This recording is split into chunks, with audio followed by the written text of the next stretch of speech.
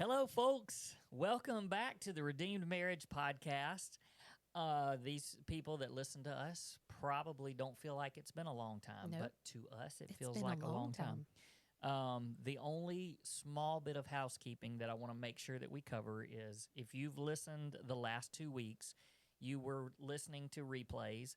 We said that at the beginning, but there could have been some skipping through and some overlooking of things. So there's been a lot of you that have asked about, do we get to hear part 2 of Inside the Mind of the Adulterer? And the answer is you can go listen to it anytime you want to. You can listen to part 1, part 2, part 3, and you can listen to part 1 and 2 of Inside the Mind of the Betrayed. So to find those, if you listen on a podcast platform like Spotify or Apple, you can just go back to May of 2023. So a year ago, May, not this past May, a year ago, May, and all 5 of those are in a row. I think it starts like May 8th, but you'll see it. Inside the Mind of the Adulterer is the first one. Or you can go to our website, theredeemedmarriage.com, and you can either scroll all the way because they're in order, or you can type it in. Type in Inside the Mind or just a keyword, and it'll start popping up, and you can listen to it straight from there. Yeah, I loved all the comments about it this week about how good it has been to listen to that. And it also tells me how many new listeners we've gotten since May of 2023. So Yeah. that's good.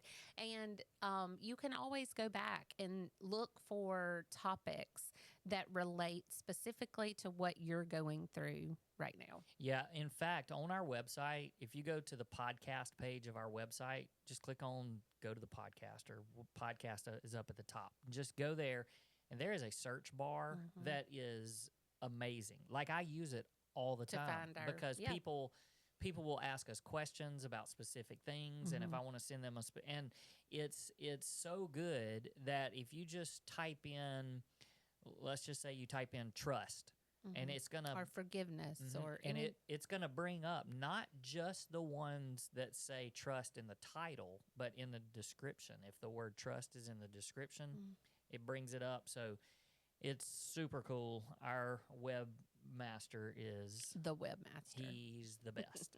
So anyway, that's that bit of housekeeping. We were gone for 2 weeks because we did, or almost 2 weeks, because we did our double date that lots of you have followed. Maybe we'll share some more about that at some point, but that's not really the platform of the podcast. So if you want to see all about it, go follow us on Instagram. We put some stuff on Instagram and Facebook, but mostly on Instagram. You can go and you can look and see pictures from that, and it was just a really incredible trip. So yeah, it was awesome. We enjoyed that a lot. And so now we're back, and we're back in the swing of things. And so We did the double date, and we also went to see Luke. We did. We Our went oldest son. Went and saw our oldest son. We also caught up with some new marriage ministry friends that we made a few weeks ago at the Marriage Collective. And so shout out to Megan and Casey on from Marriage 365. If you don't know them, go follow them. They're incredible people, and we're looking forward to doing some stuff with them in the future. But let's jump in. Let's talk marriage. Let's talk about some stuff that might help you guys. So one of the things that we've been really spending a lot of time just trying to figure out is Instagram. Yeah, I laugh because I'm not really good at Instagram. Same. Well, you are good. We have the great thing is that we have strengths and weaknesses, and we complement each other. But we haven't figured out how to really make that happen on the whole Instagram thing yet. So we're still working. Yeah, and we took a class.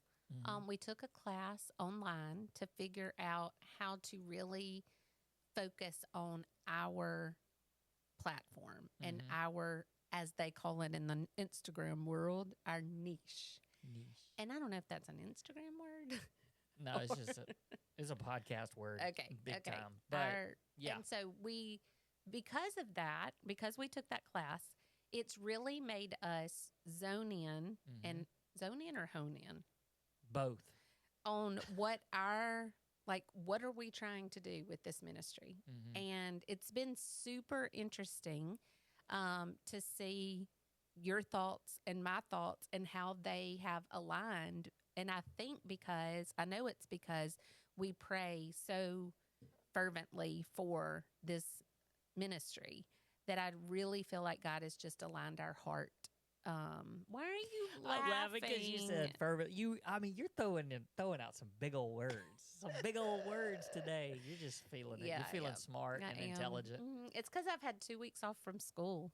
And so Yeah. I'm like You feeling hadn't all been around refreshed. elementary That's age right. kids. You've been around some adults. That's right. That's right. Well, the thing that I think for me, it has taught us, or it has encouraged us or challenged us to really go and look at what other people are doing in the marriage ministry space, but then to see what they're doing, but then how to make ours specific to us and what our story and our message and all that. And so anyway, the reason why we're beginning this episode like this is because we yesterday spent a lot of time just really concentrating on, the keywords and the things that people are going through in marriage. And one of the things that happened yesterday was we started just like spitting out one words, like specific words that marriages go through, and specifically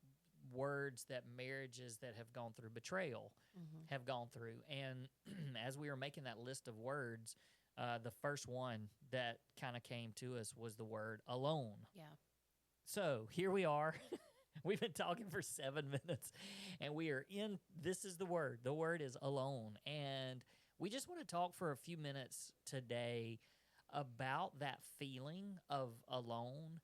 And I think when we put the word down, when we were writing all these kind of keywords and how we all sort of relate when we've been through similar things, I think when we put it down, we were thinking about betrayal and how when you go through something like a betrayal, whether it's infidelity, pornography, just some sort of mistrust, what all of that, it creates this feeling of being alone. But as we really started thinking about it, the word alone is so much bigger than just, well, we feel alone because we feel like nobody else is going through this, that kind of thing. And as I started doing a little more thinking about it today, I really thought about how there's people out there that haven't gone through anything traumatic in their relationship. They are just in a marriage and they feel alone. Yeah. So it doesn't necessarily have to be about betrayal or what's going on during that. It's just that a lot of people feel alone in their marriage. And I think the biggest reason for that is because of all of the masks that people put on to pretend that everything's okay. And also, like, we're sitting here joking about growing our social media, but I think social media helps make people feel that way because they see everybody's highlights and think everybody else is okay. And when you even have a little bitty issue in your marriage, it can make you feel very alone because you feel like you're the only one in the world that feels that way. And you feel like you can't talk about it to anybody. Yeah, that's exactly right. And I think that you can feel alone in your marriage, like, because you're not connected and you just feel alone, like you're apart from your spouse. Right. But then when you go through a betrayal, you can also feel alone as an individual. Like isolated. Yeah, but I think you can also feel very alone as a couple going through it. So because we did. Yeah, so that's exactly what we kind of want to talk about today is from our perspective of being alone as individuals and as a couple when we were going through our betrayal. So very quick reminder, if anybody is tuning in for the first time, we walked through infidelity 13 years ago. Heather confessed to being unfaithful, and that started us on a journey towards healing and restoration and redemption. It was very, very public, which I think is very important Mm-hmm. to know that it was very, very public, so everybody knew about it. But that didn't change how alone we felt, Nope. which we'll talk about. So, we were in it together almost from the very beginning. I would say within the first 2 weeks, we knew we were in this thing together. But even in that, we still felt alone individually and as a couple. So as I was thinking through this, I wanted to kind of ask you, but as a couple, where did you feel that the most? Like isolated from you. Either one. Just how Um, did you feel? I mean, when you think of the word alone, how did you feel alone as we were Sure. journeying through Well, there were two very big ways that I felt alone. The first way is I felt alone because I didn't feel like any other couple had walked through that, that? Mm-hmm. especially in our circle of people that I would have considered people who would support us. No one had walked through that. I felt very alone in that same way because we had people walk away from us, and that made it feel lonely because it was like not only does nobody understand what we're going through, but there are people who are like, we're not walking through this with you. And so that was super, super alone feeling. And I think, and it's probably fair to say this too. Don't forget what you were Okay. going to say. I just didn't want to forget what I was going to say, so I'm going to make you forget what you were going to Thanks. say. I think it's important though to also point out that some of that it wasn't that some people were being ugly. They didn't know how to. They That's didn't right. know how to respond, Right. and had no Right. idea how to relate to us. That's right. And what we were going through, and Right. so they didn't mean to, but they were completely isolating us because they didn't know how to respond. Sure. And I would say family, even to not immediate family, but some family, even to a degree, just was like We don't really know how to we deal don't know with how this. to yeah We don't know how to handle. talk to y'all Yeah. about this. That's right. Yeah. Okay. And then as far as you, I felt very long. I mean, like you said, we knew from almost the very beginning that we were going to fight for our marriage. But I felt alone because I didn't feel comfortable sharing with you how I was hurting because I had hurt you so badly. So I didn't feel like I could share with you my hurts. And so therefore I felt very alone. Yeah, so let's go there for just a second. We were, just like you said, and I said at the beginning, we were very much together. Mm-hmm. We were physically together, living together.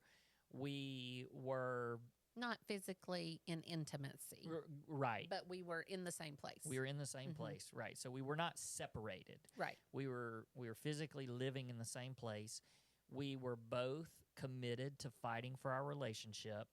So I feel like in that way we were together, but just like you said, I feel like we were also very alone in a lot of ways. So like for me, I felt alone because even though we were together, I felt a sort of an abandonment, like you had abandoned me. Mm-hmm. You basically turned your back on me and our marriage, and you went a different direction. And that's, I mean, that was very lonely and scary too. And in that same idea is I chose someone else over you. Right. And so I can't imagine the feelings that you had of like, I'm not even who she would choose. Yes. You know? Yeah. So I was not, I had no self-confidence. Right.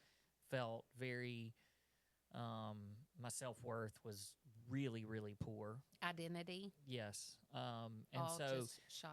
and then of course there was also just the embarrassment. Sure. So like I was embarrassed because of what you did. I was embarrassed for you, but I was also embarrassed in that people were probably looking at me going, well, what did you do to cause that? Or why weren't you enough? And why weren't you good enough? Were you a bad husband? So just a lot, and that causes withdrawal. You just don't want to be in front of people. You don't want to confide in people. Certainly don't want to trust you anybody. don't go into public places because people are looking. Right. Which ours was very public, and so we had that experience. But we also talked to so many people that don't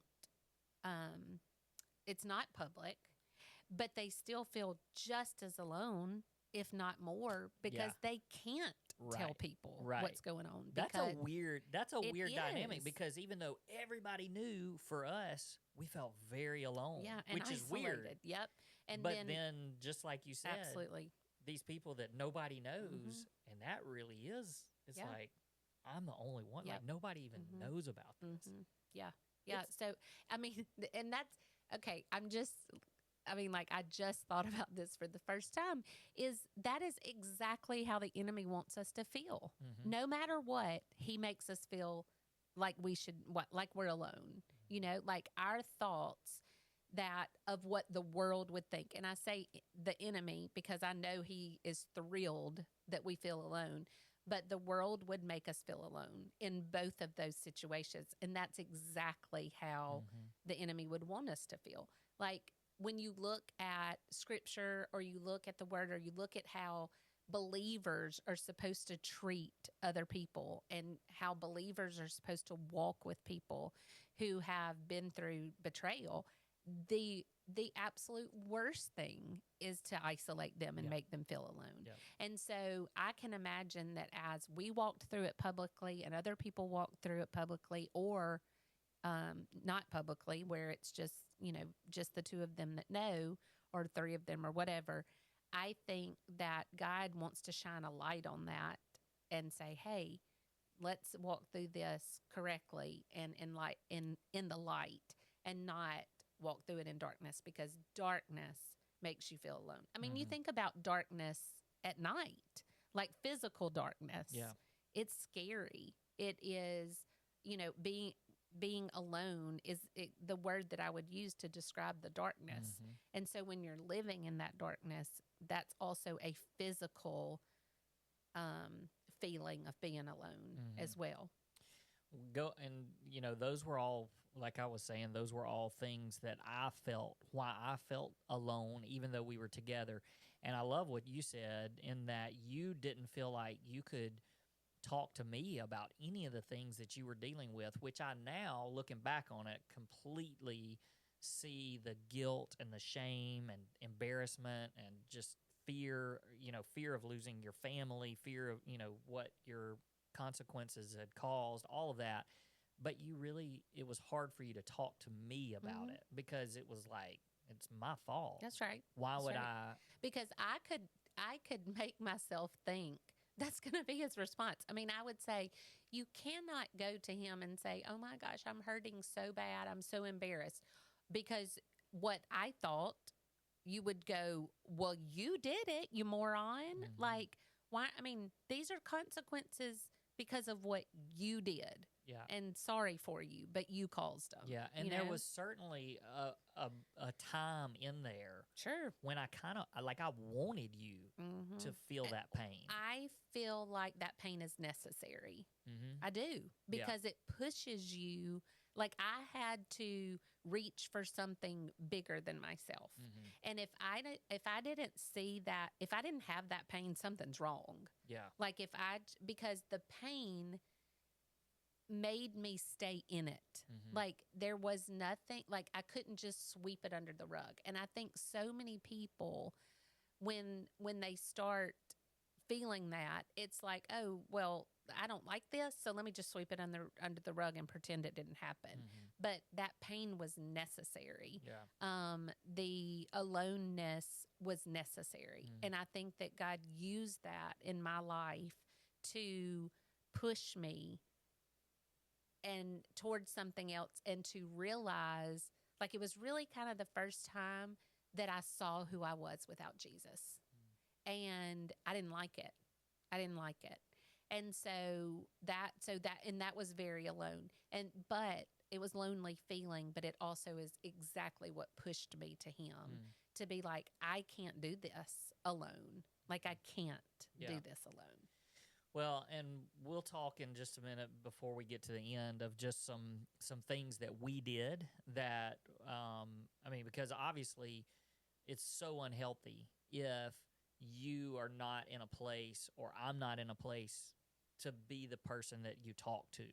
You had, I mean, you cannot keep that stuff inside. Like, somebody has to help you journey through that. And so we'll talk about that and some of the things that we did when we just kind of give some real specific things that you guys can do to move past feeling alone. But the other thing I wanted us to touch on is not only were we just feeling alone as individuals, but like as a couple, we couldn't find any resources. Nope. And so that's really why we have started doing what we're doing, because we remember 13 years ago, and me probably a lot more than you, because we've said this before, but when you came to me and confessed, then all of a sudden it was a marriage problem for me. For you, it was a heart problem. And so you began to work on your heart, whereas it wasn't my heart. Now, there were things that I needed to change and I needed to do different and I needed to grow through it, but it wasn't my heart that needed to change. So the only thing I knew to try to fix was our marriage. Right. And so I went after all of the marriage resources. And by all, I mean both of them, because there's no, there were none hardly. But that's not fair, because there were people doing some great things which we were able to latch onto. But it's amazing to me how in this day and age of the internet and just everything being at your fingertips, it's still so incredibly hard to find people that are out there telling a story like we're telling. And almost and look, I know they're out there, but it's still hard to find them. And we know lots of marriage ministries right now, but I can think of probably less than 5 or 5-ish that I would tell somebody, hey, go check these people out. And it's not because nobody else is good. It's just I don't know of any others. Do any of them have infidelity? Yeah, that's story? what I mean. Oh, okay. People that have specific infidelity. I gotcha. But I mean, like for an example, or betrayal. Yeah, but for an example, today I was trying to do some research because, hey, sneak peek here, we're gonna start offering marriage intensives. But I was doing some research on marriage intensives, and I mean, I still am only finding, 8 to 10 of those. There are millions of people in this country, in this world, and millions of people that are going through. I mean, how are 10 ministries gonna service and help those people? So it's a little bit mind-blowing that there's less people, and then when you try to find resources at churches, churches are just scared to talk about it for the most part. And even trying to find sermons on marriage, it's so few and far between. And so I think that was a big part of how alone we felt, was who can help us through this. That's right. And so we just felt very alone. We also felt very alone because in our world, everybody had it together, we thought. Yeah.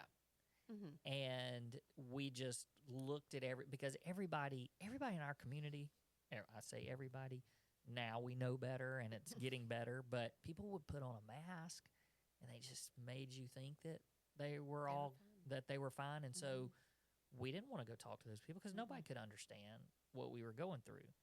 And so I think that was a big part of it, just knowing the fear of judgment, the fear of the embarrassment of having to talk with somebody. It was just we felt really, really alone. Yep. And so if you are listening to this and you're like, yep, that's me. Like maybe you haven't even been through betrayal, infidelity, where you've lost trust at all. There's still some things in your marriage that you're like, I don't have anybody to talk to about this because I don't want because I can remember, pre-affair. And if you've been listening to Inside the Mind of the Adulterer, then you've listened to part of that pre-affair thing where there were things that were red flags looking back that if I had talked to somebody about those things, then maybe I wouldn't have gone down the path that I did. But because I was embarrassed and felt like I was the only person in the world that had those feelings, then that loneliness kicked in and I wasn't going to talk to anybody about it. And so even if you're listening to this and you're like, yeah, that's me, like I have some red flags or I have some things that just are not right in our marriage that I wish that I had somebody to talk to about, that's where we need to go. Because it's not, I don't think it's helpful for us to sit here and say, we were alone and you're alone. Okay. Like, we're alone. Like, you feel alone. We were lonely. So what do we do about it? Yep. So let's do that. Let's talk about what do you do when you feel alone. And so we want to share some things that we did and also give some just encouragement and some suggestions on things that you can do where you are if you feel alone. And one of those is just like what you said, finding somebody to actually talk to. And whether that's going to counseling, to find a good biblical counselor that you can go and speak to. There's just something about being able to share with somebody and being able to be open and honest. And we did that. Counseling was a part of our story. We had a great counselor that journeyed with us through that. But I think, to be honest, even more than that was the mentors that we had, and especially for you. So you may want to speak into that a little bit. Guys, I wouldn't have made it without my mentor. And Penny Dees was mine. Who, I mean, like, I joke, and please hear, this is a joke, but I say, on the throne, Jesus is at God's right hand, and Penny Dees is on the left, because I just feel that she was such an instrumental part of my healing and my connecting to the Lord. It's 13 years later. She has since moved. She's been gone for about a year, moved to Oklahoma. And so we don't get to visit. I mean, we were literally, until she moved, we were meeting once a week. Like, it's not something that was just for a little season. It was continuous. And since she's moved, we've had to do Zoom calls and things like that. But what I'm saying is, it was such an instrumental part. For my heart, it was the number one thing. Counseling was great, but that one-on-one mentoring, the daily, what is going on in your life, and daily check-ins and weekly, are you good? What are you struggling with? What are you memorizing? What are you studying? Just the accountability was unbelievable. And if you're thinking, like, how do I find one of these mentors? Yeah, that's a hard thing. Yeah. I mean, you need to start praying that God will bring somebody into your life. Your church is your number one resource. Going and talking to somebody maybe on staff that can point you to a male, or if you are female, you need to search out a female. If you're a male, you need to search out a male. But so I'm just going to talk to the ladies. If you're a lady, you go to your pastor and you say, hey, I'm looking for somebody to walk alongside with me that's older, that has been through a lot of life, that can maybe who would you consider a godly woman that could journey with me? Now, if you are like, yeah, there's no way I'm telling somebody about infidelity, or what if I am considering having an affair? Like, I can't talk to anybody about that. I mean, we offer one-on-one coaching. If you're like, I just really need to talk to somebody who understands. I'm walking with a couple of girls right now that their husbands refuse to meet. But I'm able to speak into them where we couldn't do marriage coaching because it's just one person. But, and I'm not saying I have to be that person, but it needs to be someone. Rusty meets with men as well. But what is ideal is if you can sit face to face with somebody with a cup of coffee and do life together. Yeah.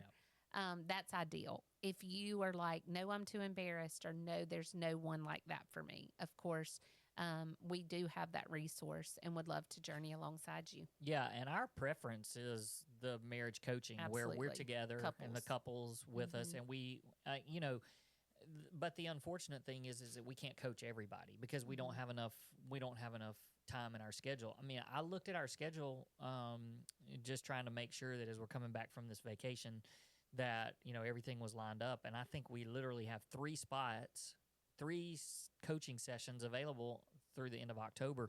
But November is pretty open because I looked at that, and there's quite a few dates, and so it's not like, oh, well, if we reach out to them, we won't be able to talk to them for another 6 months. I mean, we do this a lot, and we do it to where we can be as accommodating as we can to people. And then just like what you said, we also do some one-on-one stuff for when we have to. And we really, really would love for you to pursue that. If you're in one of those positions where it's like, I don't have anybody, I don't know anybody, I don't go to a church that can facilitate something like that, because we know that there's some of you out there like that. And I would also say, if your church is not a church that is supportive or can help walk through, there's other churches. And I'm not being ugly, but the good churches also don't care when you leave one church to go to another church because you need what they're offering. That's right, because that's not what it's about. It's about reaching lost people. Yes. So if you need some help with that, like, we would love to try to talk you through it and give you some options, and especially the options of being a part of our marriage coaching. But then also marriage intensives.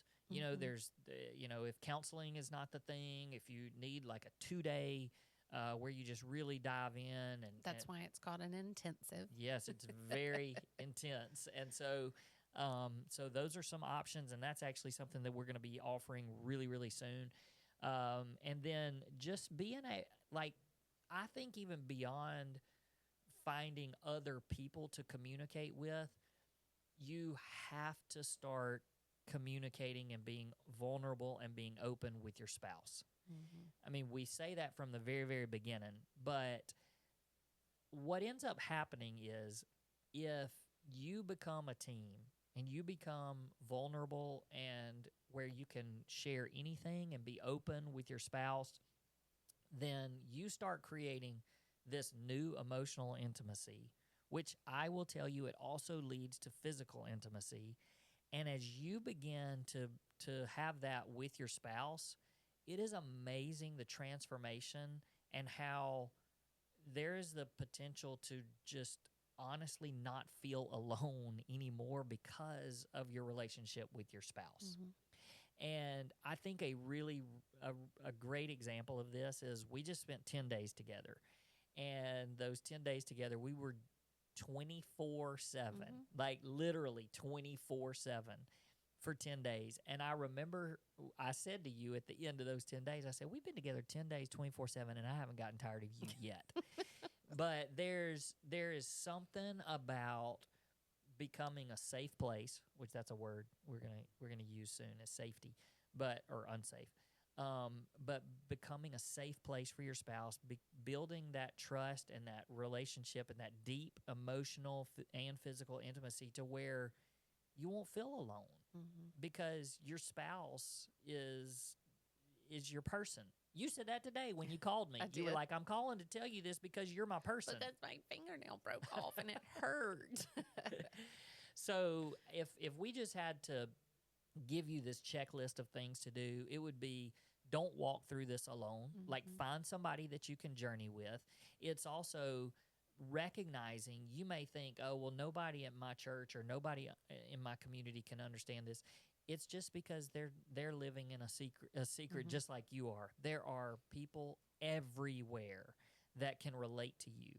And there's also people that would love to journey with you. So if you can't find that in your community, branch out, come find us, or we can help to find somebody maybe that's close to you, or even another ministry, because we've started finding a lot more network and resources that we can help people, even with specific problems. Yep. So, all right, you got anything you need to? I don't. This is what happens when we haven't recorded for 2 weeks. We talk too long. 35 minutes is a great amount of time. People are just fine with it. You're not alone. You're not alone. You're not alone. You're not alone. And we just want to give you hope in that. And that is a big, massive keyword for us is hope, because we've experienced it, and we want the same thing for you and your marriage. So, yep, thanks for listening this week, and we'll catch you guys next week. Peace. Peace.